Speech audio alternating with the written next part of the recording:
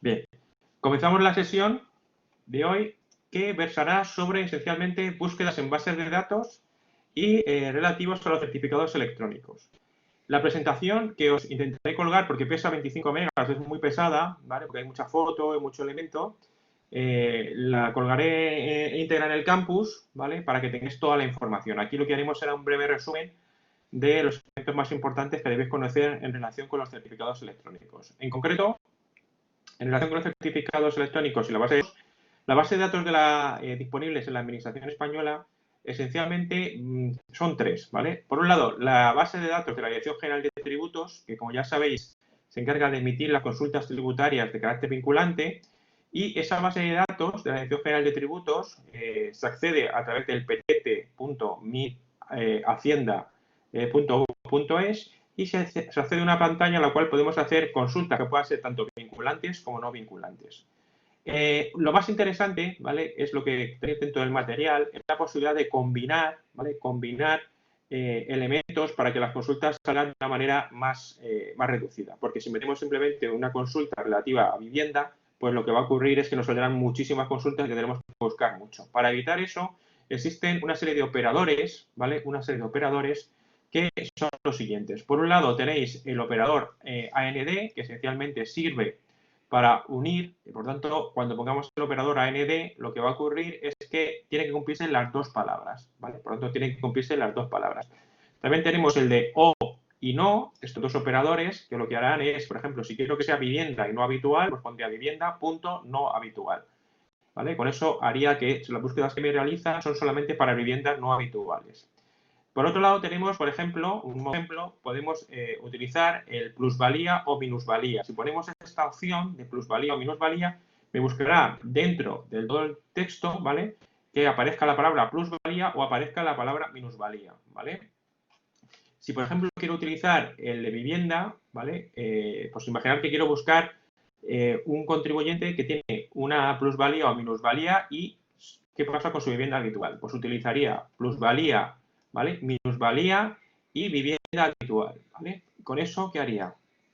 Pues estaría buscando aquellas consultas dentro de texto libre que un contribuyente aparezca con plusvalía o minusvalía y además diga la palabra vivienda habitual, ¿vale? En este caso, lo que me va a permitir es buscar que cumplan esta doble condición y además que aparezca dentro del texto y vivienda habitual. Si quisiéramos conocer los documentos que tratan sobre la vivienda habitual y su plusvalía o minusvalía, lo deberíamos de hacer al revés, ¿vale? Diríamos plusvalía o minusvalía y vivienda habitual, ¿vale? Y vivienda habitual. Con esto, ¿vale? Conseguiría obtener este tipo de resultados. Os invito a que utilicéis estos indicadores, intentéis buscar alguna consulta de algún tema que os interese y utilicéis estas combinaciones de búsqueda para que veáis que se puede simplificar mucho el tema de la búsqueda, ¿vale? El asunto de la búsqueda. Otra utilización interesante dentro del PTT es el denominado paréntesis, ¿vale? Estos paréntesis lo que hacen es que podemos combinar fórmulas múltiples, es decir, si yo pongo entre paréntesis una combinación de las anteriores, minusvalía o plusvalía y vivienda habitual, y además lo pongo entre paréntesis, me permitiría anidar, ¿vale? Con la siguiente búsqueda, Por lo tanto, podría poner plusvalía o minusvalía y vivienda habitual y anidarla, por ejemplo, con Comunidad de Madrid. Por lo tanto, en ese caso tendría que cumplir todas esas condiciones, ¿vale? Todas esas condiciones, sabiendo que siempre se resuelven desde fuera hacia adentro, ¿vale? Desde fuera hacia adentro, como si fuera un problema matemático, ¿vale? Otra opción es el llamado truncamiento, ¿vale? El truncamiento. ¿Este truncamiento para qué sirve? Pues este truncamiento nos permite, ¿vale? Utilizar términos complejos, ¿vale? Por ejemplo, queremos utilizar palabras que introduzcan o que tengan una serie de caracteres comunes. Quiero utilizar, por ejemplo, que empiece por la palabra plus y acabe con la palabra lía. Pues con este truncamiento me diría todas las consultas que empiezan por la palabra plus y acaban por la palabra lía. Por tanto, podría utilizar, por ejemplo, para sufijos y prefijos, ¿vale? Me podría ayudar para buscar sufijos y prefijos. Si un sufijo o un prefijo muy determinado, pues lo podría utilizar, ¿vale? Lo que permite es que trunque las palabras, que me divida las palabras no por el sentido entero de la palabra, sino por alguno de sus tres caracteres. Los primeros tres, los siguientes tres, ¿vale? Por tanto, me serviría para eso. Luego, uno de los más comúnmente utilizados es el operador asterisco.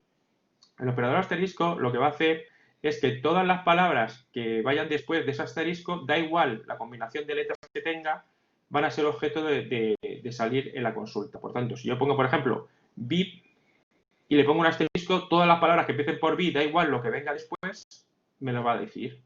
Si le pongo una interrogación, ¿vale? Si le pongo una interrogación, por ejemplo, lo voy a utilizar para signos positivos y negativos, o femeninos y masculinos.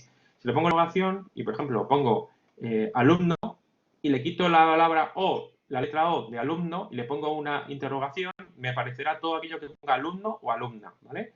Por ejemplo, si yo quiero buscar a los alumnos de una clase presencial, pues en este caso, lo que si quiero que me aparezcan alumnos y alumnas, basta que ponga alum, una interrogación y una interrogación, y entonces me saldrán alumnos y alumnos, ¿vale? Por tanto, sirve también como sistema de búsqueda para singulares y plurales, para femeninos y masculinos. Mientras que este lo que me permite es que lo que ponga después, cualquiera que sea la combinación de letras, me salga, ¿vale?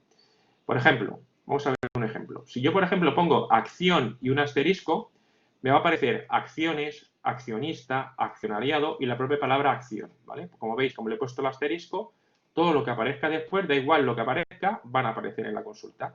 Si yo, por ejemplo, le pongo una interrogación, lo que me aparecerá serán caso o casa, ¿vale? Pero no aparecerán ni casos ni casas. ¿Por qué? Porque solamente me va a decir la siguiente letra que aparezca después de esta interrogación. Por tanto, si necesito poner también los positivos, los circulares y los singulares, tendría que poner un asterisco. Si le pusiera acción y dos interrogaciones, recuperaría las palabras que sean con acción y dos letras posteriores. Por tanto, me aparecería acción y reacción. ¿Por qué? Reacción porque le pongo aquí este asterisco. Entonces, este asterisco me dice cualquier, ¿vale?, conjunto de letras que venga con anterioridad, da igual que sea, y luego dos letras, da igual las que sean, ¿vale? Por tanto, en este caso, fijaros que obtendría acción y acciones, reacción y reacciones. ¿Por qué? Porque esto me da igual las letras que sean, me van a aparecer siempre y aquí me vendrían siempre, ¿vale?, dos siguientes letras, una E y una S, una E y una S. Por tanto, me aparecerán tanto reacción como acciones y en este caso como reacción y reacción, ¿vale? Serán las que aparecerán. Por tanto, os recomiendo que uséis este sistema para un poco familiarizaros con el uso y a la hora de buscar consultas, pues os sea más sencillo, porque si no suele pasar una problemática que es que aparecen un montón de consultas, ¿vale? Luego, aquí os pongo un resumen de búsquedas para ver un poco lo que obtendría poniendo cada uno de los sistemas que acabamos de analizar. Si hay texto libre, vivienda habitual o vivienda habitual, entre comillas, se encontrarán estas palabras, ¿vale? Y además tienen que ser seguidas y en el orden escrito. Por tanto, si no aparece vivienda habitual, pero no aparecen seguidas y en este orden, no me van a aparecer esas consultas. Me pueden estar dando consultas fuera que me pueden interesar. Si pongo el concepto vivienda y habitual, ¿vale? En este caso se buscarán los documentos que contienen las dos palabras especificadas, pero no tienen por qué estar juntas, ¿vale? No tienen por qué estar seguidas. Ni tampoco en el orden de datos, ¿vale? No es necesario que estén seguidas, ni en el orden que aparecen aquí. Por tanto, esto es mucho más potente, porque me contará siempre que aparezca la vivienda y habitual. Mientras que si lo pongo así, tienen que estar en este orden y seguidas. Si pongo el concepto vivienda o habitual, ¿vale? En este caso, me servirá con que una de ellas aparezca, aunque no aparezca la otra. Por tanto, seleccionará todos los documentos en los que aparezca vivienda, todos los documentos aparezca habitual o en los que aparezca vivienda habitual, ¿vale? Por tanto, me aparecerá muchas más soluciones. ¿Por qué? Porque buscará incluso cuando aparece solo vivienda. Por tanto, ojo con esta porque me dará muchísimas más resultados. Si pongo vivienda y no habitual, ¿vale? Selecciono los documentos en los que aparece la primera palabra, vivienda, y que no contienen, ¿vale?, cualquiera que sea el orden, el concepto no habitual. Por tanto, que no aparezca habitual. Fijaros que me aparecerá siempre que aparezca vivienda y además cuando no aparezca habitual. Si pongo vivienda P, ¿vale?, un párrafo y habitual, selecciono los documentos en los que la primera palabra sea vivienda, haya un montón de letras, ¿vale? Y en el segundo párrafo, en el mismo párrafo, aparezca habitual. Por tanto, ¿por qué? Lo que hago es, aparece vivienda y le dejo que aparezca dentro del mismo párrafo, ¿vale? Dentro del mismo párrafo. Si, por ejemplo, le pongo vivienda, un número y habitual, por ejemplo, vivienda 5 habitual, lo que hará es, vivienda me lo buscará y el orden de las palabras especificadas, hasta 5 palabras más tarde puede aparecer la palabra habitual. Hasta 5 palabras más tarde, ¿vale?, aparecerá la vivienda habitual. Por ejemplo, imaginaos que me he puesto una vivienda de protección oficial habitual. Pues fijaros que aparece vivienda, lo primero, Y 1, 2, 3 y habitual. ¿Por qué? Porque se encuentra la palabra habitual dentro de los 5 palabras siguientes. Vivienda libre habitual, igual aparecerá, porque aparece vivienda libre, que es una palabra, y luego habitual. Hasta un máximo de 5, ¿vale? Hasta un máximo de 5. Por tanto, si vivienda hubiera más de 5 palabras y luego habitual, esa no aparecería, porque el máximo que le permito es que la palabra habitual aparezca cuando dentro de 5 palabras. 5 palabras, ¿vale? Por tanto, podéis hacerlo. Si lo que conozco es la fecha de la consulta, pero no sé exactamente cuál, sé que es del año 2008, pero no sé cuándo, puedo utilizar la fecha de salida y ponerle un rango, ¿vale? Si la sé exacta, pondré la fecha exacta. Si no, pues, por ejemplo, le digo que esté entre 1 de julio del 98 y 31 de diciembre de 2003. Esto es útil cuando sé que es por el año 2017, pero no sé en qué fecha es concreta. Pues pondría del 1 de enero de 2017 a 31 de diciembre de 2017, ¿vale? Eso sería una de las posibilidades que podría aplicarle a la hora de hacer este sistema, ¿vale? Por tanto, si os fijáis, este sistema me permite, ¿vale? Me permite, por un lado, buscar muchas consultas y por otro lado, delimitarlas cuando tengo muchas consultas. Por ejemplo, imaginaros que lo que queremos saber es un matrimonio, ¿vale? Que se encuentra separado y se puede deducir por vivienda habitual en el IRPF. Bien, por tanto, yo puedo buscar poniendo deducción por vivienda de un matrimonio separado y fijaros, me daría 0 resultados. Si yo pongo dentro de texto libre deducción por vivienda de un matrimonio separado, me daría 0 resultados, ¿vale? Porque no hay ninguno que coja exactamente estas palabras. ¿Qué puedo hacer? Pues lo que puedo hacer, por ejemplo, es poner deducción por vivienda. Si pongo deducción por vivienda, ¿vale? Deducción por vivienda, en este caso me aparecen muchos más resultados. Ya me aparecen 62 resultados, ¿vale? Si me meto en ellos, en estos 62 resultados, veo que todavía puede ser mucho. Me tengo que mirar 62 consultas para ver si hay alguna de las que me interesa. Otra opción, ¿vale? Que venía hasta ahora, pero que ahora ha desaparecido, ¿vale? En enero la han eliminado, era muy útil, que era el denominar filtro de consulta, ¿vale? Esto, si lo habéis intentado, en principio ha desaparecido, ¿vale? Ha desaparecido porque desde enero modificaron la aplicación y han quitado esa posibilidad que era muy útil, que era dentro de las 62 consultas, esta opción permitía, dentro de las 62 consultas, permitía filtrar entre ellas. Por tanto, ahora lo que tenemos que utilizar son más los elementos que hemos visto antes. Tenemos que filtrarlo de alguna manera, ¿vale? Tendré que utilizar el O, el I o alguna de esas opciones, porque han eliminado esta opción que es filtrar consultas, que permitía que dentro de las 62 documentos hiciéramos una búsqueda, ¿vale? Hiciéramos una búsqueda. Pero ya os digo que desde enero la han eliminado y por tanto ya no la podemos utilizar. Si utilizáramos esa opción, pues podría sobre esas 62 consultas utilizar separados. ¿Qué tengo que hacer? Pues como ya no me deja esta opción de filtrar consulta, tendría que poner deducción por vivienda y, ¿vale? Y separados. Porque en ese caso lo que estoy metiendo es que aparezca deducción por vivienda y luego la palabra separados, ¿vale? Cualquiera que sea el orden. Por tanto, antes filtraba directamente dentro de la opción de búsqueda, la búsqueda refinada, y podía buscar sobre esos sentidos metiendo la palabra separados y se me quedaban en 3. Hombre, pues 3 documentos ya mucho más sencillo a la hora de buscarlo. Ahora lo que tendría que hacer, ¿vale? Sería deducción por vivienda y separados. ¿Lo veis? Y separados. No puedo utilizar el filtro de consulta, que era más fácil. Tengo que meter el booleano y, ¿vale? Tengo que meter el booleano y. Por tanto, deducción por vivienda y separados, fijaros que me quedo en 3 documentos. 3 documentos. Pues 3 documentos, me fijo aquí y resulta que la del año 2014, esta consulta es justo lo que yo quiero.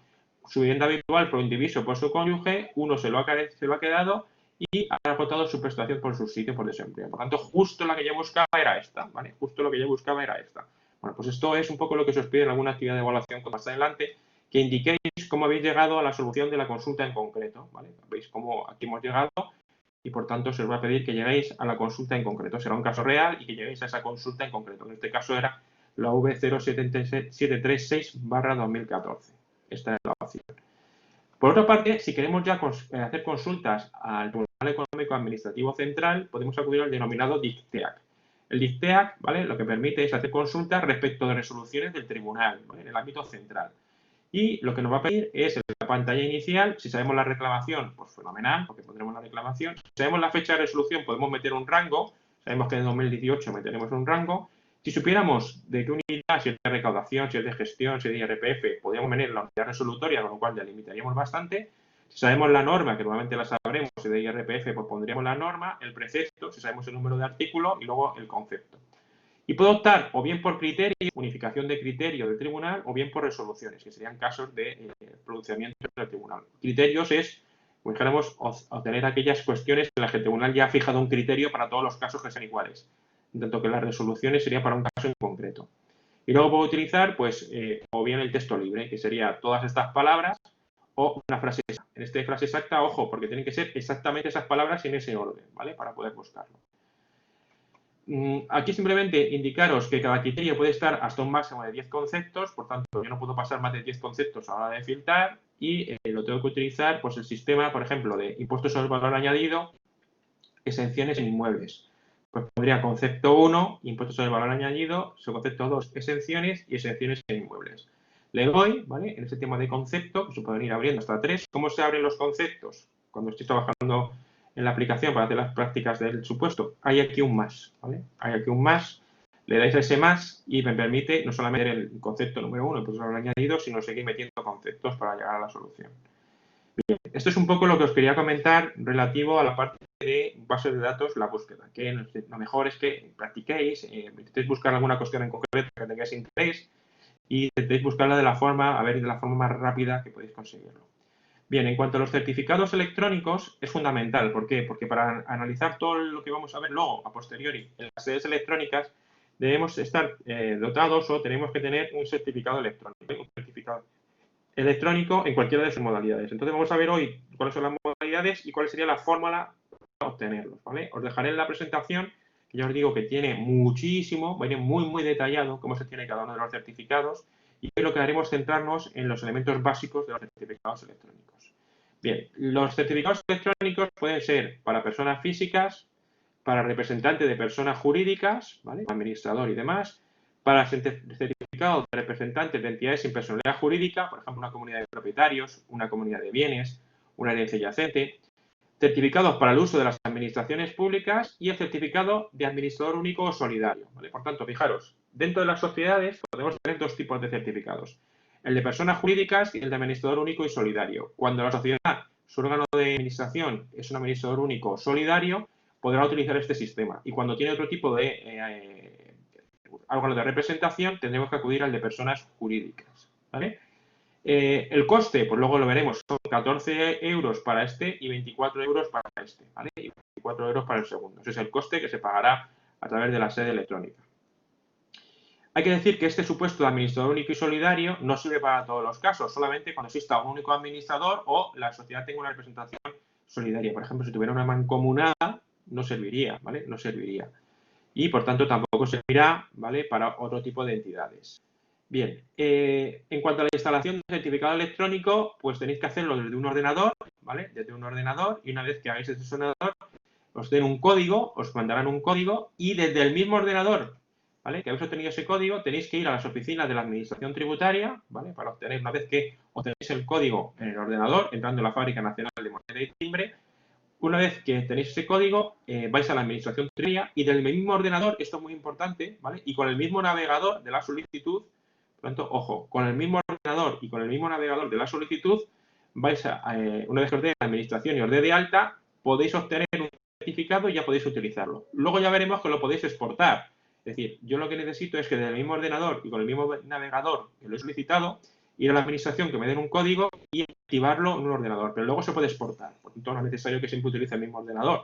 Poder exportarlo y tenerlo en varios ordenadores.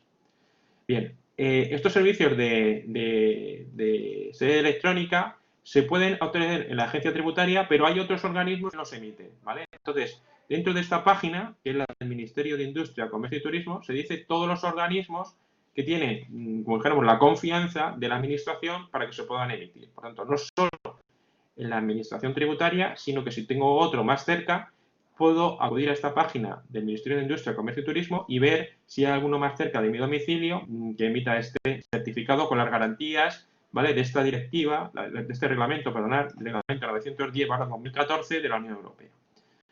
Bien, una vez que hemos hecho esto, vamos a ver cómo obtener ese certificado en función del tipo de persona. Si son personas físicas, el que va a obtener ese certificado serán aquellos que tienen un DNI, un NIE, un NIF que empiece por L, un NIF que empiece por K o un NIF que empiece por M, ¿vale? Por tanto, para obtener un certificado de persona física, solamente lo van a poder aquellos que tengan un DNI, un NIE, un NIF que empiece por L, que empiece por K o que empiece por M. ¿Cómo accedo? Pues entro en la página de la Fábrica Nacional de Moneda y Timbre, ¿vale? Y obtención de certificado de persona física. Aquí, ¿vale? Lo que me va a dar es la información para obtener en mi ordenador, ¿vale? Para obtener en mi ordenador este certificado, ese código. Lo primero que me va a dar es un código. Cuando yo entro en la FNMT, me pedirá una serie de información y luego me mandará un código. Con ese código, ¿vale? Con ese código yo me tengo que personar en la administración tributaria y ya veremos cómo, qué requisitos debo cumplir y la administración me da de alta y enviará un nuevo mensaje al ordenador desde el cual yo lo he emitido y con ese nuevo mensaje yo ya puedo utilizar ese certificado. Por tanto, si soy una persona física con alguno de estos documentos, pido la petición a través de la Fábrica Nacional de Moneda y Timbre, me mandará un código, me persono ante la acción para identificarme, la administración me da de alta, vuelvo a mi ordenador y ya tengo un certificado electrónico. Bien. ¿Qué tipos de certificados electrónicos existen? ¿Vale? ¿Qué tipos de certificados electrónicos existen? Pues tenemos el DNI electrónico, tenemos el certificado de la clase 2CA, que es el que nos emite la agencia tributaria, al que acabamos de hablar, es este, ¿vale? El certificado 2CA. Y luego, si somos funcionarios, me va a emitir un certificado de empleado público, que esencialmente lo que me permite es hacer trámites en nombre de terceros, ¿vale? Trámites en nombre del administrado. Los funcionarios, por ejemplo, nos presentan la renta. Bueno, pues esa presentación de la renta la pueden hacer porque tienen este certificado de la FNMT que permite prestar servicios en nombre de terceros, aunque no sea la persona que nos está presentando, no soy el mismo que está presentando ese documento, le deja hacerlo. ¿Cuál es la principal diferencia? ¿Vale? El DNI electrónico tiene que ser ciudadanos españoles, mientras que el certificado de la FNMT puede ser ciudadanos españoles y extranjeros. ¿Vale? Primera diferencia entre el DNI electrónico y esto. ¿Quién lo emite? El DNI electrónico, la Dirección General de la Policía. El certificado de la FNMT, la Fábrica Nacional de la Timbre, ¿vale? Y para el certificado de empleado, pues evidentemente la Fábrica Nacional de la Moneda de Timbre y tienes que ser empleado de las administraciones públicas. Bien, ¿cuál es la diferencia entre un DNI electrónico desde el punto de vista práctico y el de la FNMT? Bueno, pues que en este caso solamente tengo un certificado de firma y no está cifrado la información. Por lo tanto, por ejemplo, no puedo presentar una autoliquidación con el DNI electrónico. Podré consultar, hacer consultas de información, pero no puedo presentar documentos. ¿Por qué? Porque no se garantiza que lo mismo que sale es lo que llega a la administración. Entonces, el DNI electrónico me permite hacer consultas, quiero ver una comparativa de mi renta, quiero ver un certificado, pero no me garantiza que la misma documentación que envío es la que recibe la administración y, por tanto, si quiero presentar rentas o quiero presentar algún impuesto, tengo que tener un certificado de la FNMT. Con este certificado de DNI electrónico no me vale. Ese certificado tiene una validez de 30 meses, el de la FNMT de 36, y en este caso se incorpora una dirección de correo electrónico, ¿vale? Y mientras que en el certificado del DNI electrónico no. Si vamos a hacernos el DNI, simplemente nos da el DNI, una clave PIN y ya está. El certificado de la FNMT hay que dar un correo electrónico y permite firmar esos documentos y permite que nos llegue una información cada vez que utilizamos este certificado de la FNMT. Por lo tanto, las diferencias principales es que el certificado de la FNMT es más avanzado y permite hacer operaciones de cifrado que pues, me permite hacer, por ejemplo, pagos, me permite hacer, por ejemplo, presentación de autoliquidaciones, algo que el DNI electrónico no me lo va a permitir. Bien, para los entes que quieran utilizar un certificado electrónico, pues tenemos todos estos. En España, ¿vale? Cuando me dan un NIF, depende del tipo de entidad que sea. Si es una persona física, no lleva letra adelante. Y si es una persona jurídica, en función del tipo de persona jurídica, si es una sociedad anónima, llevará la letra A. Si es una sociedad limitada, llevará la letra B. Si es una sociedad colectiva, empezará por C y luego el NIF. Sociedades comunitarias, la letra D. Comunidades de bienes, entes yacentes y entes sin personalidad, la letra E. Cooperativas, el F. Asociaciones, la G. Comunidades de propietarios, la H, sociedades civiles, la J, corporaciones locales, la P, organismos públicos, la Q, entidades religiosas, la R, organismos de la administración del Estado, la S, uniones temporales de empresas, la U, y otros, la V. Por tanto, yo cuando vea un NIF, sé qué tipo de persona jurídica es la que está detrás, porque en función de la primera letra que aparezca delante del NIF, será el tipo de personalidad jurídica que tiene. Por tanto, estos serán los NIF que, en función del tipo de personalidad jurídica, le asigna la Administración Tributaria Española. ¿Vale? Por tanto, simplemente viendo el NIF ya podéis saber qué tipo de persona jurídica es. Bien, en el caso de que sea una persona física, el que va a pedir el certificado, tenemos que tener en cuenta varias cuestiones. Lo primero es que tenemos que ir, en un primer lugar, a tener un DNI que emite el Ministerio del Interior, ¿vale? Que emite el Ministerio del Interior, o un NIE, que emite también el Ministerio del Interior. Es decir, tenemos la comisaría de policía a que me asigne primero un DNI y un NIE. Hasta que la comisaría de policía no me asigna un NIE o un NIF, no puedo acudir a la administración tributaria a darme de alta, ¿vale? Con dos excepciones. Cuando sea menores de 14 años, que se le va a dar un NIF que empieza por K, que se lo asigna a la administración tributaria porque no es obligatorio tener DNI ni NIE antes de 14 años, o bien cuando se trate de un residente en el extranjero, ¿vale? Que necesita para una operación en concreto, que será un NIF-L, ¿vale? Un NIF-L. También, en el caso de que sea de nacionalidad española, ¿vale? Esto es para el caso de nacionalidad española, o bien voy a la comisaría, o bien si tienes menores de 14 años me darán un NIF-K, o si resido en el extranjero pero soy español, me darán un NIF que empieza por L. Si soy extranjero, ¿vale? Lo general es que tengo que ir a que me asignen el NIE, pero si resulta que no me pueden asignar el NIE por lo que sea, puedo solicitar lo que se llama un NIF provisional, que lo asigna la agencia tributaria. Pues me está dando muy tarde para acudir a tener el NIE en la comisaría, pero yo tengo que hacer una compraventa de un inmueble. Pues pediría un NIF provisional, que se llama un NIF que empieza por M, que es transitorio, ¿vale? Hasta que me asignen el NIE definitivo en la comisaría. Por lo tanto, si hay gente que tiene mucha prisa y el NIE no se lo asigna en comisaría, podría solicitar un NIF-M para realizar esa operación, que luego tendrá que transformar en un NIE. Luego tendrá que ir a la administración y decir, oiga, ya tengo NIE, páseme todos los datos de este NIF-M a este NIE. Eso es importante que se pasa, porque si no tendríamos dos contribuyentes, o tendremos dos contribuyentes que son el mismo, pero con información en dos NIF diferentes, ¿vale? Y eso genera muchos problemas. Por tanto, una vez, si vosotros asesoráis, que tengáis un NIF-M para hacer una compraventa, tenéis que vigilar que el contribuyente se saque el NIE y una vez que se saque el NIE, acudir a la administración y decir que toda la información que tiene la administración en este NIF-M se lo pase al NIE, para que toda la información quede en una sola persona. Bien, para obtener un certificado, ¿vale?, de extranjeros solemos tener varios problemas. Uno de los problemas es que lo ideal es aportar el DNI o el NIE, y otra cosa es que a veces no tengo el DNI o el NIE y lo que tengo es un pasaporte o un documento de identidad de origen, ¿vale? Para acreditarme, ¿vale? Estoy diciendo, cuando vaya a la administración a acreditarme y soy un ciudadano extranjero, tengo que ir a acudir a la administración una vez que tengo el código para decir, oiga, soy yo el que ha pedido el código. Bien, si tengo el DNI o el NIE no hay problema, pero también se puede aportar el pasaporte o el documento de identidad en origen. ¿Qué ocurre?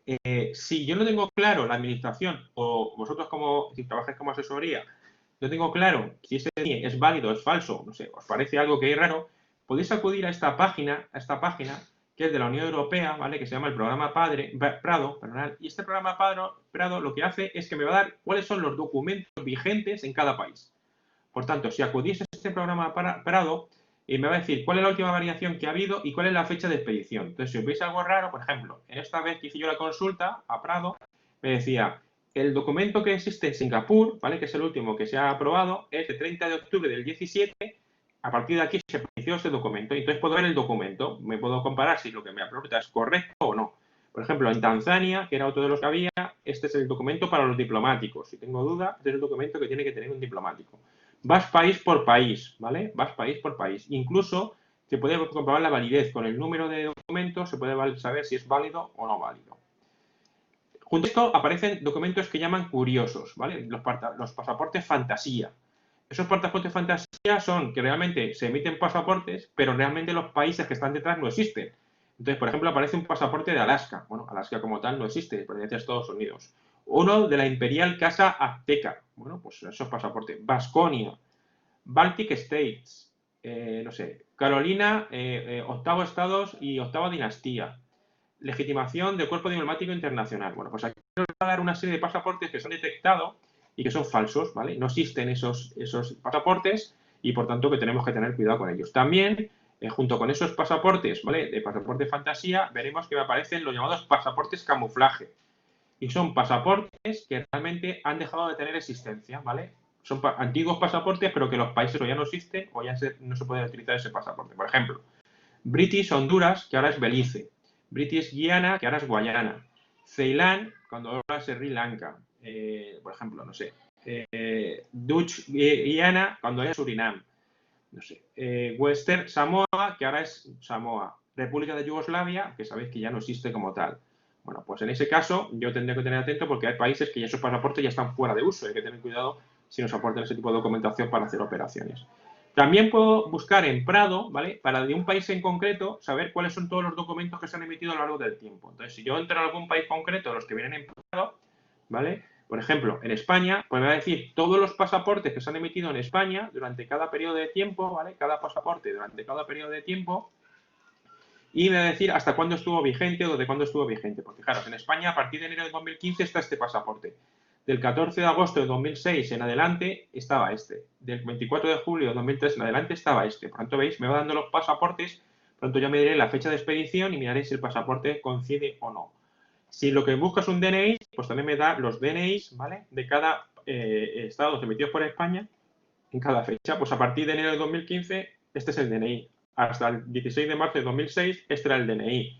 Hasta del 3 de diciembre de 2001 en adelante, este es el DNI. Por lo tanto, voy viendo si la expedición resulta que es de 2007 y me traen este DNI con fecha de expedición de 2007, será falso, porque estuvo vigente hasta el 16 de marzo de 2006. A partir de ahí ya tuvieron este documento. Por lo tanto, veis que me da diferente documentación y puedo revisar. Igual ocurre con los visados. Se puede revisar, ¿vale? Si ese visado es válido o no es válido, si está vigente o no está vigente. Dentro de Prado yo puedo entrar y ver cuáles son los tipos de visados que emitió España en las diferentes fechas y, por lo tanto, saber si ese visado que me aporta o no. Bien, otra de las cuestiones, ¿vale?, que es muy importante es cuando se utiliza el NIE, ¿vale? Cuando utilizo el NIE, dentro del NIE me va a aparecer el número de identificación de extranjero, ¿vale? Cuando tengo, por ejemplo, una tarjeta de identificación extranjero, un TIE, ¿dónde puedo encontrar el NIE? Pues es este numerito que viene aquí, ¿vale? Si tengo una tarjeta de identificación de extranjero, tengo este NIE, ¿vale? Este NIE aquí, ¿vale? Tengo este NIE aquí. ¿Y eso por qué es importante? Bueno, hay otros documentos que son estos, el NIE, ¿vale? Aparecerá, cuando tengo este tipo de documento para comunitarios, pues tendré este tipo para circular por parte de la Unión, pues existen documentos que me permiten hacerlo, que es este y este, ¿vale? Por tanto, yo tengo estos documentos. ¿Qué pasa? Que estos números de documentos, ¿vale? Puedo obtener el número de soporte, ¿vale? Y con el número de soporte puedo obtener la clave PIN, ¿vale? Puedo obtener la clave PIN. Pero, ojo, porque si tengo la concesión de un NIF y un NIE, lo tengo otorgado y por tanto tengo el documento, solamente podría obtener un certificado, no podría obtener una clave PIN, ¿vale? No podría obtener una clave PIN. ¿Por qué? Porque la clave PIN necesita un NIF o un NIE. Si tengo ese tipo de documentos que hemos visto antes, solo puedo obtener certificado de la FNMT. No puedo obtener la clave PIN, que es un certificado de menor rango, Bien, si tengo el certificado de la comisaría, ¿vale?, que me asignan un NIE, es muy importante que tengáis, ¿vale?, que tengáis en cuenta la siguiente información, ¿vale? Dentro de esta documentación, que cuando me asignan un NIE, va a aparecer un código abajo, ¿vale? Un código abajo que se llama número de soporte, ¿vale? Que se llama número de soporte. ¿Por qué es importante este número de soporte? Bueno, voy a pasar un poquito. ¿Por qué es importante este número de soporte? Pues fijaros, es importante este número de soporte porque veremos que cuando yo tengo ese número de soporte, que me puede aparecer aquí o me puede hacer en el papelito verde que hemos visto, abajo a la derecha, suele aparecer ahí. Si yo tengo un número de soporte, fijaros que lo que normalmente hago yo es que voy a la comisaría, me dan el NIE y todavía no estoy en la administración tributaria, tengo que acudir a la agencia tributaria a que me den de alta.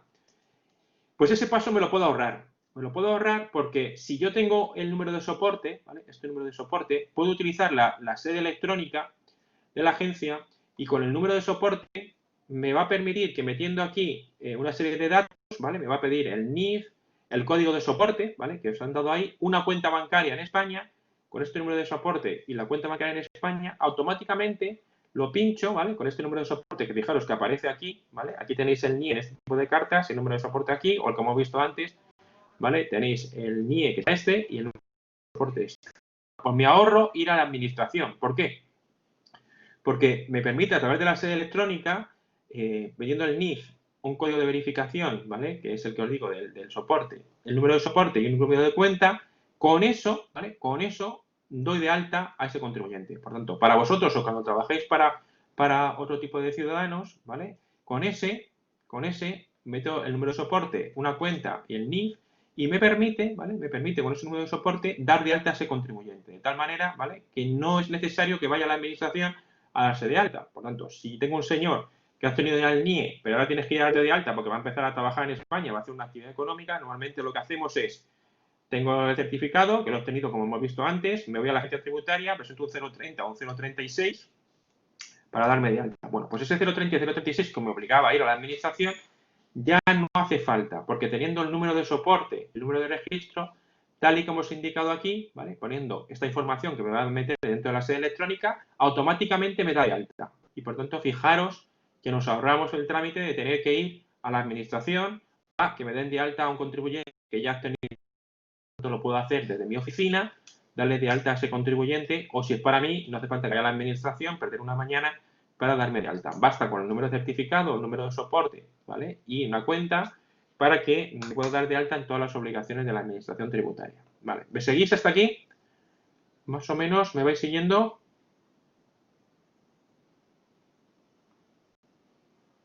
Sí.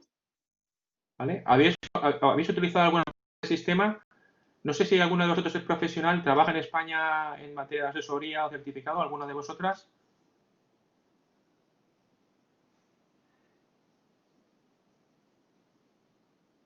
Vale, recordad que me tenéis que decir por el micrófono, porque es que no, como estoy fuera, os estoy enseñando desde fuera, compartiendo pantalla, no puedo ver vuestras respuestas. ¿Alguna de vosotras alguna vez trabaja desde el punto de vista profesional? ¿Sí? Decírmelo si queréis por aquí. ¿Sí? ¿Alguna de vosotras?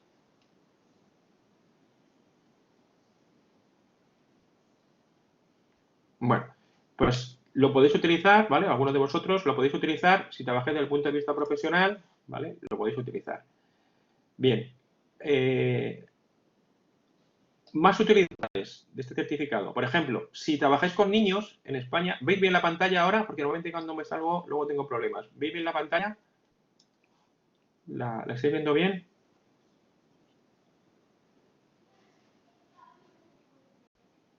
¿Sí?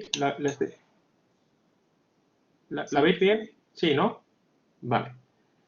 Bien, fijaros, en España si se trabaja con niños es necesario pedir un certificado de naturaleza sexual, es decir, que no ha sido condenado por delitos de naturaleza sexual. Entonces, esto con el certificado electrónico y entrando en el Ministerio de Justicia se puede obtener también, ¿vale? O bien con clave PIN o bien con el certificado electrónico se puede acudir, ¿vale? Al Ministerio de Justicia, a la sede electrónica y se pide esa información y me emitirá un certificado positivo en el que no tengo ningún tipo de delitos o negativo si tengo algún tipo de delitos. Uno de los problemas que podéis encontrar si trabajáis en el mundo profesional el tema relativo a los menores de edad. Bien, que sepáis que los menores de edad solamente pueden obtener la clave PIN, ¿vale? La clave PIN es un sistema un poquito menos avanzado que la FNMT y que permite hacer un poquito menos de operaciones, ¿vale? La clave PIN permite hacer un poco menos de operaciones. Si tenemos un menor de edad, se puede registrar, poder obtener la clave PIN, pero nunca un certificado de la FNMT. Y para poder obtener esta clave PIN, este alumno, muchos lo están pidiendo para el tema de becas y demás, si es menor de 14 años, lo primero que tenéis que acudir es con el padre, la madre o el tutor legal. No puede acudir él solo. Tiene que acudir con el padre, la madre o el tutor legal, ¿vale? Para hacer la solicitud. Deben tener el libro de familia o documento pedido por el registro civil, ¿vale? O en su caso, el nombramiento de tutor. Por lo tanto, debéis acudir con el documento del padre, la madre o tutor legal y además en el registro civil el libro de familia. Y además se exige que tengan el DNI en vigor, ¿vale? Por tanto, el menor se le solicitará, aunque no está obligado, a que tenga DNI en vigor. Por tanto, debe tener el DNI en vigor, deben acudir el padre y la madre y con el libro de familia o documento expedido, el que se recoja que es su hijo de esos contribuyentes. Y este DNI, ¿vale? Aunque sea menor de edad, tiene que estar presente. Por tanto, no puede ir el padre a hacerle la clave PIN al hijo. Tiene que estar el padre y el hijo menor de edad, ¿vale? Y el hijo menor de edad. Por tanto, esto, ojo, porque si tenéis que tramitar alguna vez una clave PIN, un certificado electrónico para un menor, acordaros de toda esta documentación, porque si no os tocará ir y venir 2 veces, ¿vale? Entonces, acordaros de esta documentación, que es la que necesitáis para el registro en clave PIN de menores de edad. Bien, una cosa interesante es que vais a encontrar dentro de la agencia tributaria, cuando aparezca el símbolo clave, ¿vale? O cuando aparezca el símbolo FNMT, que es un candadito, significa que para ese trámite necesitáis o bien una clave PIN o bien un certificado de la FNMT, ¿vale? Por tanto, si aparece ese símbolo en cualquier acto o cualquier sede electrónica, si aparece el símbolo clave o bien un candado, significa que para hacer ese trámite o bien necesitáis una clave PIN o bien necesitáis un certificado electrónico. En cuanto a la validez de este tipo de documentos, pues en principio un certificado electrónico puede tener una validez de hasta 5 años, ¿vale? De hasta 5 años y se pueden renovar, ¿vale? Se pueden renovar. Se puede renovar de forma automática a través de la sede durante los 60 días anteriores a su caducidad, ¿vale? Por tanto, se podrán renovar durante los 60 días anteriores a su caducidad. Pero ojo, si he renovado una vez y desde que fui la última vez a la administración han pasado más de 5 años, por tanto, si me el certificado, pero desde que fui a la administración han pasado de 5 años, no podré renovarlo a través de la sede, sino que tendréis que volver otra vez a acudir a la administración. Por lo tanto, lo puedo renovar, pero me van a exigir que al menos una vez cada 5 años vaya otra vez a la administración, ¿vale? Se puede renovar dentro de los 60 días, imaginaos que tengo un certificado por 3 años. Lo podré renovar dentro de los 60 días anteriores porque han pasado 5 años de la última vez.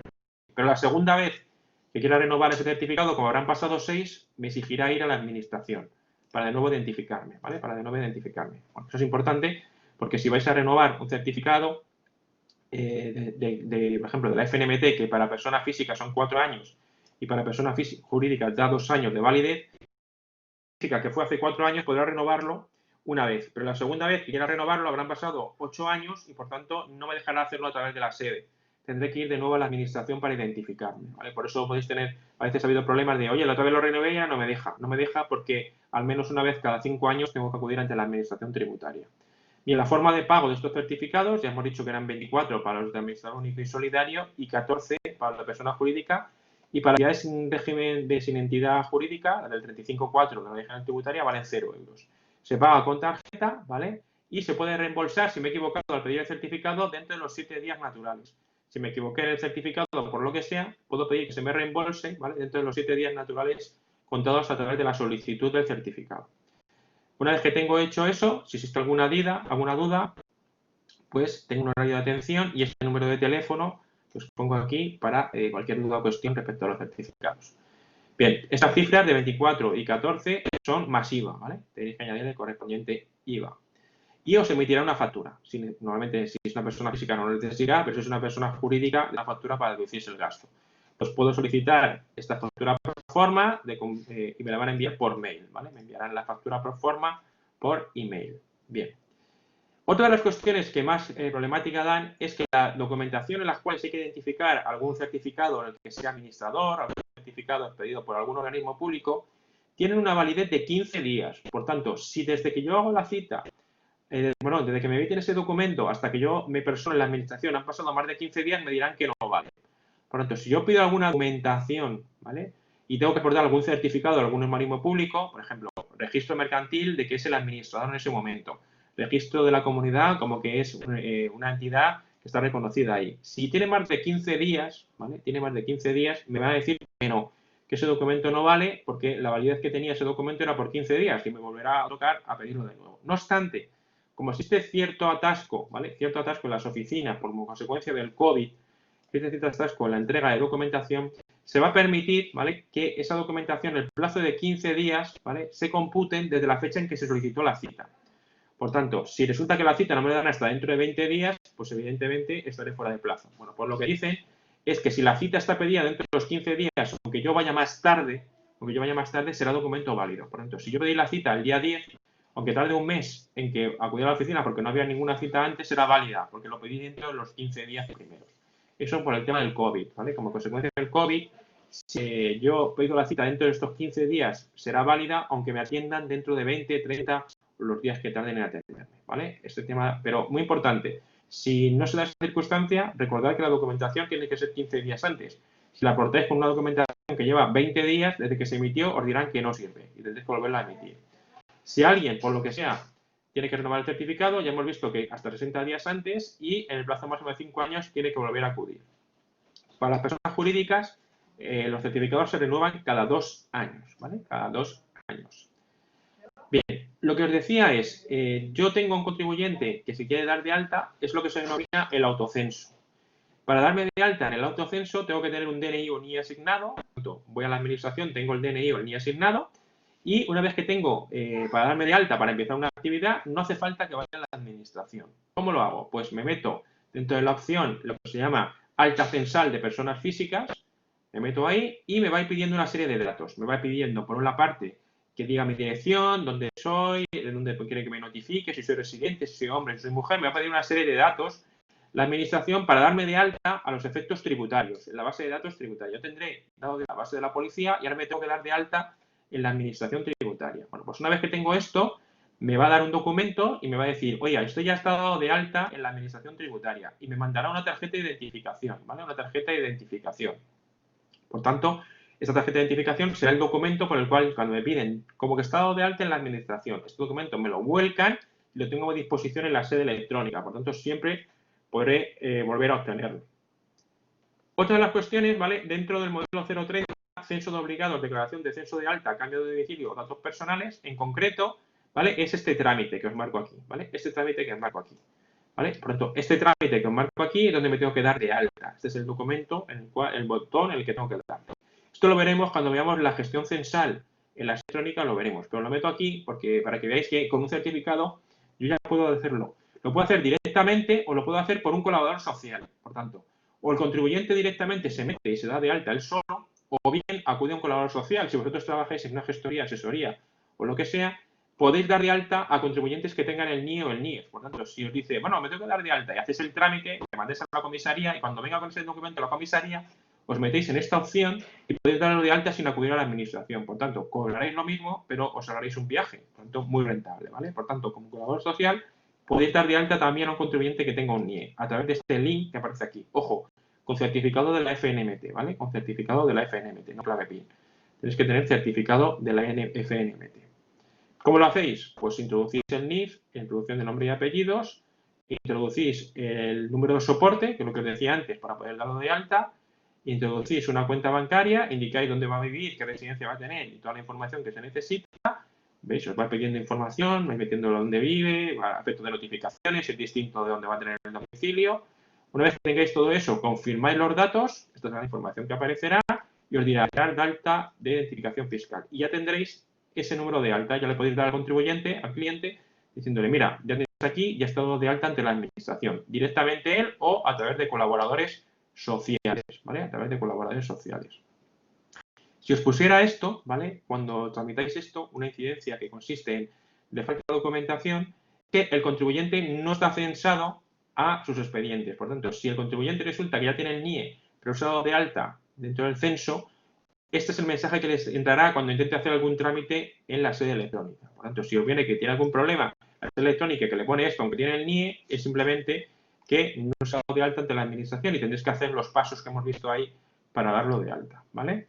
Bien, en cuanto a la Fábrica Nacional de Monedas y Timbres, si lo que me piden es un certificado para una entidad sin personalidad, una comunidad de propietarios, una incipiente, una comunidad de bienes, simplemente indicar que todos los que tengan este NIF, ¿vale? Todos los que tengan este NIF que aparecen aquí deben tramitarse, ¿vale? Por certificado de representante sin personalidad jurídica. Por lo tanto, ojo, porque cuando el NIF empiece por alguna de estas letras, el certificado que tenéis que solicitar es el de entidad sin personalidad jurídica, ¿vale? Cuando empiece por alguna de estas letras, el certificado que tenéis que solicitar es el de representante sin personalidad jurídica. Y lo más importante, el documento que tiene que hacer debe estar inscrito en un registro público especial, pues es una asociación, por ejemplo, debe estar en un registro público especial, os tiene certificado y tiene una validez de 15 días, ¿vale? Lo que hemos dicho antes, tiene que tener una validez de 15 días anteriores, ¿vale? Anteriores. Si resulta que la documentación que nos aporta tiene una vigencia superior a 6 meses anterior a la solicitud, se podrá solicitar confirmación de la vigencia. Por tanto, si por ejemplo el acuerdo de la comunidad de propietarios que me trae es de hace más de 6 meses, ¿vale? Aunque se acabe de firmar el documento por el presidente de la comunidad, si no tengo la justificación de 6 meses que se hizo ese acuerdo, podría pedir que se ratifique que sigue vigente el cargo de presidente. Por tanto, 15 días en caso de que acuda a un registro público y 6 meses en el caso de que el documento sea del propio contribuyente, como podría ser presidente de una asociación, presidente de una comunidad, ¿vale? Muy importante, ¿qué debe acudir? Pues debe acudir el representante de esa entidad. Y tiene que acudir de forma física, ¿vale? Por tanto, tiene que acudir el presidente, tiene que acudir tanto de la comunidad como de una asociación. Y en el caso de que no quiera acudir, tiene que acudir, ¿vale?, a un notario y presentar el anexo tercero, ¿vale? El anexo tercero. Por tanto, va a la notaría, delante del notario tiene que confeccionar el anexo tercero y legitimar la firma. Por tanto, si no va el presidente de la comunidad, tiene que acudir un notario, ¿vale?, y dentro confeccionar el anexo tercero, y con ese anexo tercero, ¿vale?, con ese anexo tercero confeccionado ante el notario, puede venir un representante en nombre del presidente de la comunidad. Cualquier otro documento no sirve. Por tanto, si no tienen este anexo tercero, conforme a lo que se dice este anexo tercero, y viene alguien que no es legitimado ante el notario, no servirá. En el caso de que sea una herencia yacente, tiene que ser un documento firmado, ¿vale?, por todos los herederos. Firmado por todos los herederos, ¿vale? ¿De acuerdo? Firmados por todos los herederos. ¿Cuál es el anexo 3? El anexo 3 es este documento que os pongo aquí. Aparece quién es el que va a otorgar el poder y a quién se lo otorga, con una cláusula especial que redacta una serie de requisitos que deben cumplirse y deben hacerse ante notario, ¿vale? Ante notario se firma este documento tanto por el que delega como el que lo recibe, y con este documento sí que podría acudir un tercero. Si no, es obligatorio que acuda el presidente o el órgano tenga la representación en esa entidad sin personalidad. Como hubo muchos problemas con las comunidades de propietarios, porque muchos, por ejemplo, en las zonas de playa el presidente no vive allí y demás y tenían problemas, se flexibilizó un poquito diciendo que en el caso de que haya una comunidad de propietarios y en la Junta estén al menos el 50% de los mismos, por tanto, tienen que acudir a la Junta al menos el 50% de los propietarios y en él se designe de forma expresa que, por ejemplo, el administrador de la comunidad puede obtener el certificado, se va a permitir también. Por tanto, de forma excepcional, en las comunidades de propietarios, si resulta que van más del 50% a esa junta, por tanto, fijaros, tiene que ir más del 50%, cuando sabéis que en las comunidades normalmente va poquísima gente. Tiene que ir más del 50%, pues en esa junta, si se reconoce el derecho al administrador a que represente al presidente, podrá venir el administrador a la firma. Si no, no está el 50% de ese acuerdo, tendrá que hacerlo vía notaría. Tendrá que ir a la notaría, el presidente, hacer el anexo 3 y designar al administrador y el administrador entonces podría acudir a hacer ese tipo de solicitudes. Nos queda por ver lo último, que es el certificado de personas jurídicas, ¿vale? El certificado de personas jurídicas, muy importante.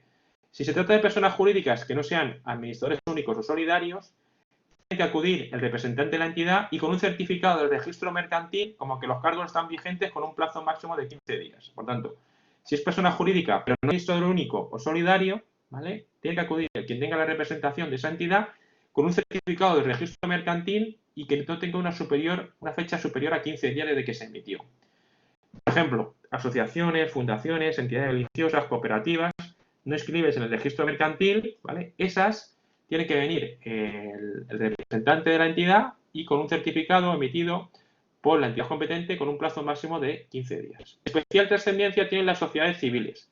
Las sociedades civiles tiene que venir la mitad más 1 del porcentaje de la participación en la sociedad civil, porque así lo establece el Código Civil. Por tanto, si una sociedad civil al 50%, tendrían que venir los dos miembros de la sociedad civil. Si resulta que uno tiene el 60 y otro tiene el 40, como tiene más del 50%, podría venir solo uno de ellos. Por tanto, ojo en las sociedades civiles que exija que venga más del 50% de los miembros de la sociedad civil. Por tanto, si son al 50%, tienen que venir los dos. Si uno tiene el 60 y otro el 40, con que venga el del 60%, se le va a poder emitir ese certificado.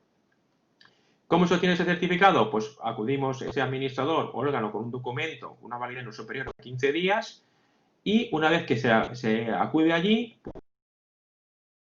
certificación, como que los cargos son obtenidos, y se puede emitir dicha certificación para obtener el certificado de la FNMT. Cuestión diferente es el de los consejeros delegados. Los consejeros delegados pueden acudir, porque normalmente debería acudir el presidente de la compañía, pero el consejero delegado puede acudir si en los estatutos se dice que tiene todas las funciones excepto las indelegables.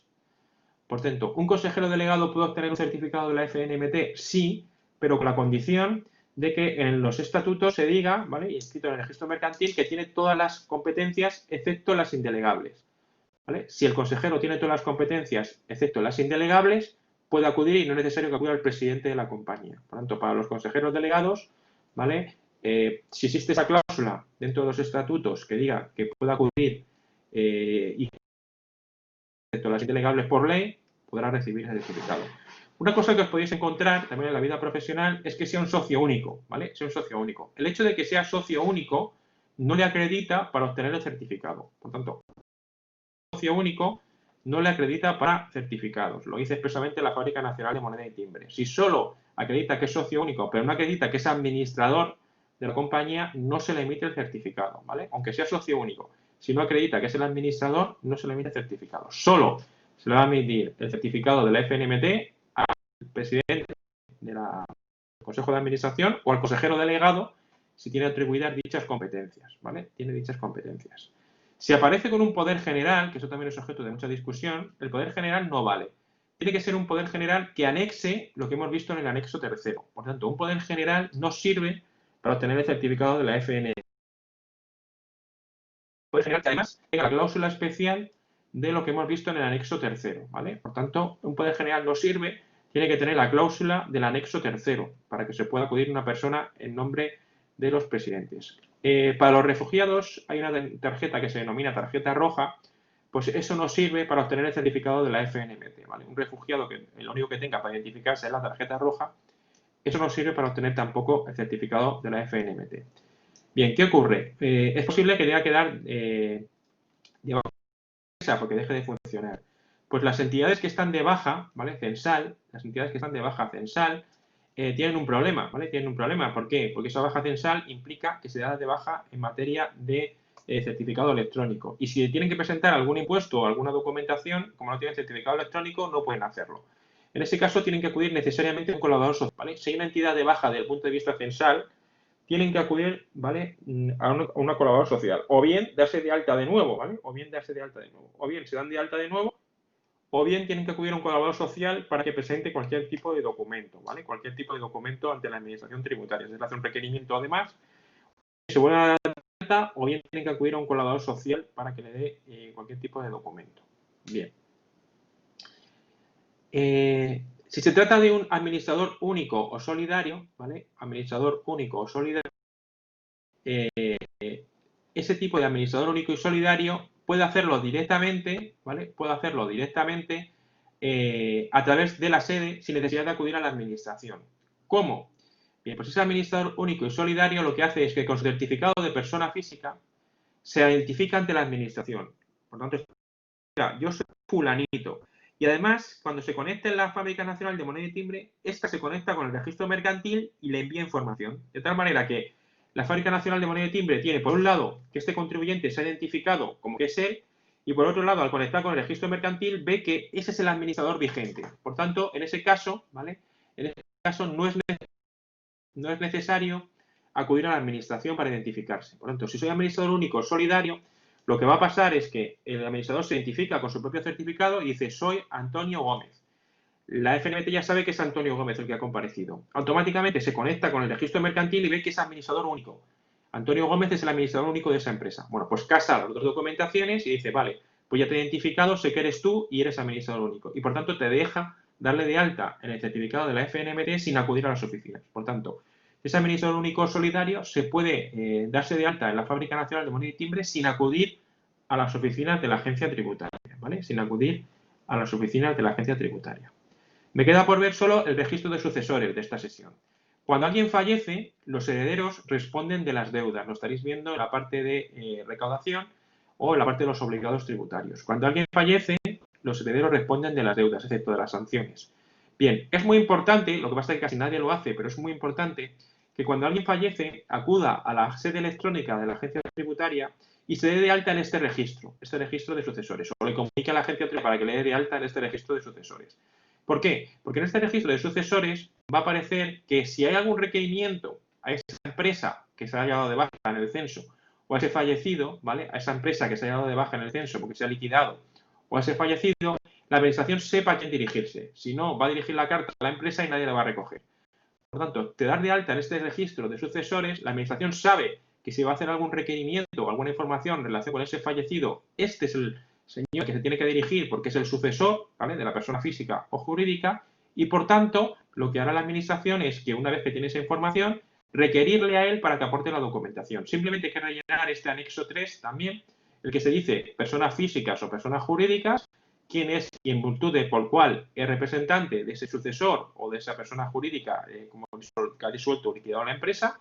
Se presenta esta documentación, que lo puede hacer con un formulario en papel o rellenando los datos en la propia sede electrónica. A partir de ese momento, ¿vale?, lo que ocurre es que la administración ya sabe que si hay alguna carta como consecuencia del fallecido, al que tiene que dirigir ese requerimiento o esa información es al que se ha dado de alta aquí. Por tanto, la administración ya no tiene que buscar a los herederos, sino que directamente se va a dirigir a él. Porque la administración, si no encuentra a los herederos, lo que hará será dirigirlo a las últimas direcciones que tiene. Es posible que no se enteren los herederos. Entonces, para esa información se da de alta diciendo, oiga, que yo soy heredero de este señor, ¿vale? Y por tanto, si hay alguna cosa que le reclamen a este señor que ha fallecido, pues dígame a mí que yo soy el representante. También, en caso de que se disuelva una entidad, se prevé para personas jurídicas, ¿vale? Cuando se extingue una entidad, para personas jurídicas, dado que ya no se le va a notificar nada en la sede electrónica porque la empresa de eso se ha disuelto y ya no está certificado, si nos dice quién es el representante, le haremos llegar las cartas al representante y con esas cartas pues él se podrá informar y no le saldrá un acta que no se enterará de nada y que luego habrá deudas que le pueden derivar como consecuencia de pues, responsables solidarios o subsidiarios de conformidad con la Ley General Tributaria. Vale, pues hasta aquí quería simplemente daros un repaso rápido. Os voy a colgar esta presentación, ¿vale?, que es extensa, como os decía, y hemos visto la mitad más o menos de la presentación. Os voy a colgar esta presentación en la que se detalla alguna cosita más que yo de momento no he entrado, porque creo que no es, para las sesiones online no es necesario. Podéis estudiar tanto el material que tenéis dentro de la asignatura como viendo el PowerPoint a posteriori, ¿vale? Eso es un poco la idea, que repasemos rápidamente cómo se tiene un certificado, qué tipo de certificados hay, algunas de las peculiaridades que están provocando la utilización de certificados, ¿vale? Y que vierais un poco cómo funciona el tema de los certificados. Entonces, no sé si tenéis alguna duda, alguna cuestión, no sé, alguna cuestión que no haya quedado clara, algo que consideréis que no hemos sacado lo suficiente. Leonardo, cuéntame. Sí, yo tengo una duda, bueno, son dos dudas. Una que pregunta sobre si esto va a ir sobre el examen, o sea, pregunta sobre todo este tema de, obvio, ¿no? ¿Sí? No hay. Recordad que examen de esta asignatura no tenemos, ¿vale? Ah, Examen de esta vale. asignatura, ¿vale? Lo que hay son actividades de evaluación continua, que en ellas sí que se preguntan, ¿vale? Se preguntan sobre estos Vale. temas. Entonces me gustaría hacer, es que no sé si me conecté un poquito tarde, pero igual hago una aclaratoria, porque esas preguntitas en los controles pueden que salgan, no lo sé. Respecto a los precios, que dices que tiene la certificación en cuanto, yo personalmente tengo la de la FNMT, la Sí, personal, sí. y esa fue también completamente gratuita, que fue una cosa que no vi allí dentro de la explicación respecto a los precios, ¿no? Que nombra personalidad sin entidad jurídica, Ujú. empresas y tal, pero no se habla de la persona física como tal. Entonces, los de Esas son la F gratis. sí, son completamente gratuitas. Quería hacer la aportación porque no sé si me conecté tarde o ya lo habías comentado, Ujú, ¿vale? Pero como no lo escuché, yo dije, ujú, bueno, voy a dejar el datito por si aparece más adelante también. Entonces, pues ujú. nada. Sí, sí, esa es gratuita, ¿vale? Solamente valen las de administradores y las de entes sin personalidad jurídica, las de entidades que no sean administradores únicos o solidarios, es decir, otro tipo de empresas que no sean administradores únicos y solidarios, ¿de acuerdo? ¿Vale? ¿Alguna cuestión más? No sé si tenéis alguna cuestión más, algún compañero que tenga alguna cuestión más, algún tema que hayáis estudiado de momento y consideréis que no queda claro.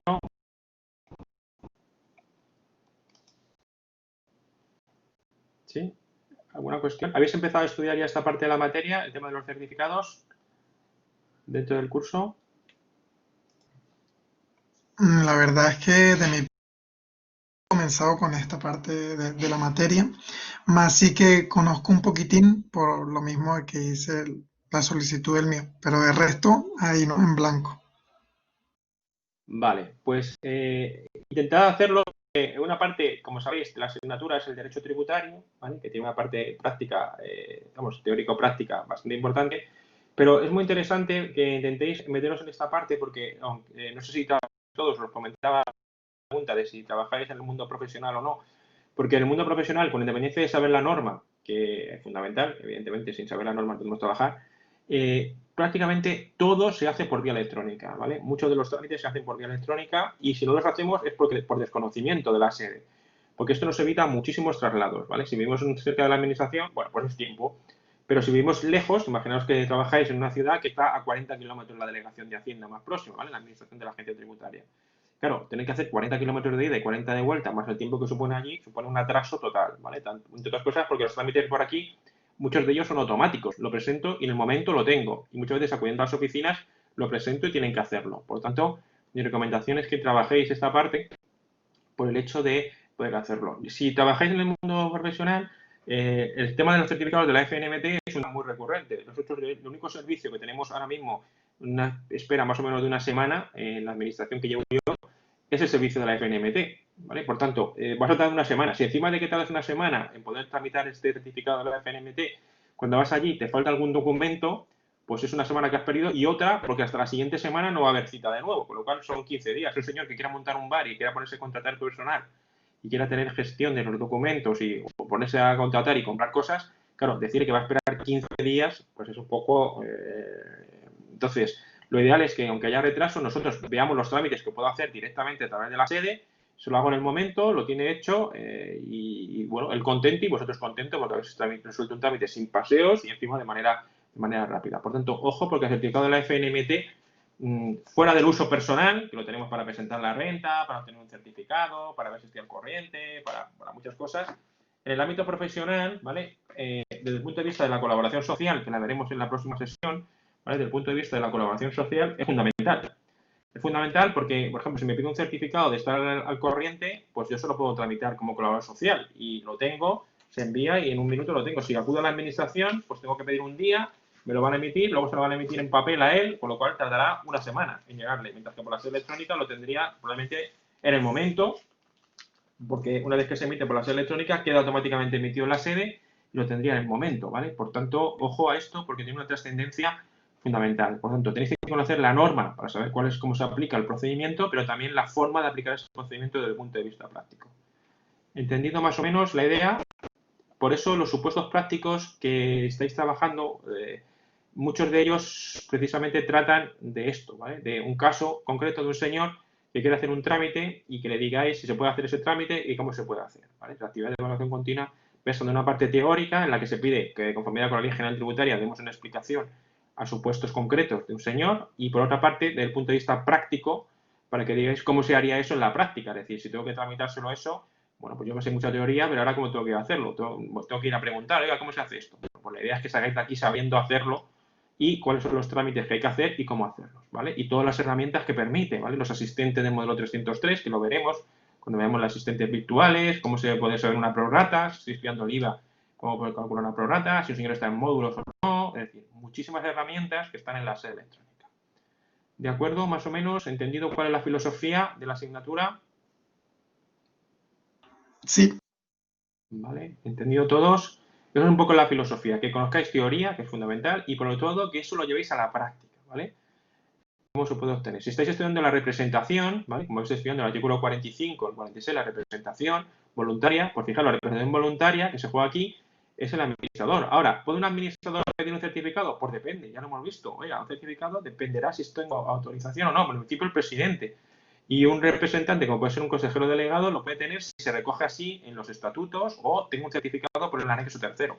Pues fijaros, una parte teórica que era muy facilito, nos leíamos el 45 o el 46, el delegado voluntaria, y de repente cuando lo voy a utilizar en un supuesto práctico, que es tener un certificado de la FNMT, que es lo básico para empezar a trabajar, pues resulta que ya se me complica, porque si no conozco la fórmula de obtenerlo y quién tiene que ir y cómo tiene que ir, pues de poco me sirve saber que sí que es el representante legal, ¿vale? Y con esa idea, pues trabajamos en la asignatura. Que cuando salgáis de aquí, pues tengáis un conocimiento práctico y podéis utilizarlo desde el punto de vista personal, si no trabajáis en el mundo de la asesoría o gestoría, y desde el punto de vista profesional, si trabajáis en ello y que aportéis pues, conocimiento de la SED.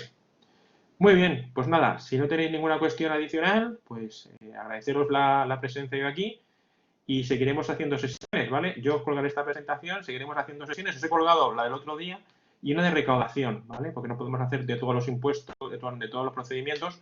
Os he colgado una de recaudación, de tal manera que ya tengáis gestión y recaudación. Haremos una breve de inspección, ¿vale? En directo, de procedimiento inspector, con lo cual ya tendréis los 3 procedimientos desde el punto de vista teórico hechos y luego haremos alguna más en la que ya empezaremos a entrar en la sede electrónica. Lo que pasa es que esa será dentro de un poquito más tarde, cuando empecéis a estudiar la sede electrónica en su conjunto, que lo estudiáis hacia la 4ª, 5ª semana, ¿vale? Por tanto, de momento, en las sesiones de este punto de vista práctico los tenemos que parar, porque cuando ya estemos en sede, haremos varias sesiones de la sede, ¿vale? Varias sesiones de la sede explicando cada uno de los procedimientos, cómo se puede hacer.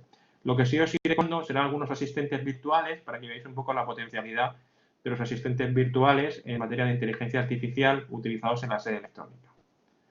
Vale, pues nada, muchas gracias y seguimos en contacto. Cualquier duda o cuestión me la planteáis a través del campus o a través de correos, ¿vale? A través de correos. Muchas gracias y buen fin de semana. Que lo disfrutéis.